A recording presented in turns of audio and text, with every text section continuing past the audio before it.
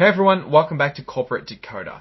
Today we're diving into a Form 8K filing. Usually those are about dry stuff like changes of address, but this one is a little more exciting. Let's see if this company can actually deliver on its promises or if it's just another story of corporate dreams.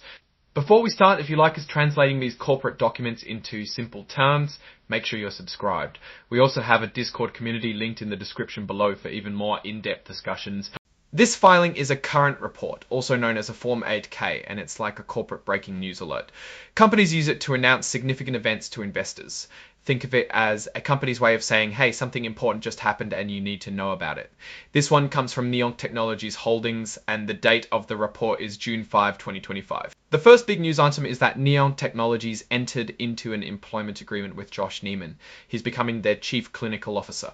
An employment agreement is basically a contract that spells out the terms of someone's job, like their responsibilities, salary, and any extra perks. So what's the deal with this new Chief Clinical Officer's employment agreement? Mr. Neiman will receive a base salary of $165,000 per year.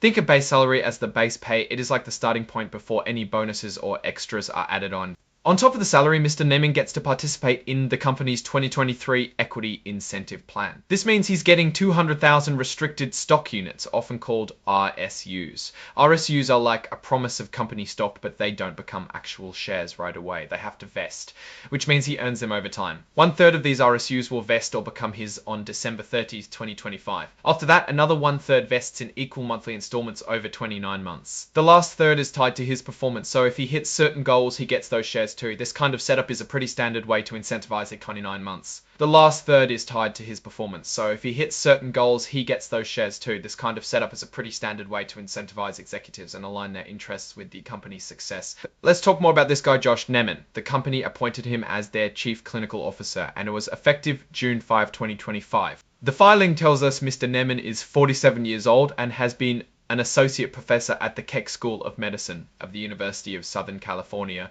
since 2014. He's also held some leadership positions there, like program chair of the Cancer Biology and Genomics PhD program and scientific director at the USC Brain Tumor Center, so he's got a strong academic background. He co-founded a startup called Synaptical Inc. in 2021, which is focused on giving cancer patients information and resources.